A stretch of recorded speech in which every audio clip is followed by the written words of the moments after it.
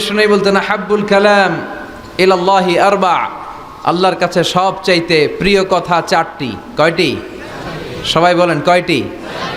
এক হচ্ছে সুবহানাল্লাহ, দুই হচ্ছে আলহামদুলিল্লাহ, তিন হচ্ছে লা ইলাহা ইল্লাল্লাহ, চার হচ্ছে আল্লাহু আকবার। প্রথমটা কি? দ্বিতীয়টা? তৃতীয়টা? চার নাম্বারটা? আবারও আওয়াজ করে সবাই পড়েন। প্রথমটা কি? দ্বিতীয়টা? তৃতীয়টা? চতুর্থটা? আহাব্বুল কালাম ইলাল্লাহি আরবা, আল্লাহর কাছে সবচাইতে প্রিয় কথা এই চারটা, সবচাইতে প্রিয় কথা। আর এই প্রতিটা কথার ভেতরে আল্লাহর নাম আছে না নাই? দেখেন, সুবহানাল্লাহ, আল্লাহ আছে। আলহামদুলিল্লাহ, লা ইলাহা ইল্লাল্লাহ, আল্লাহু আকবার, আছে না নাই? তার মানে জিকির করতে হলে ওই জিকিরের মধ্যে নাম থাকতে হবে কার?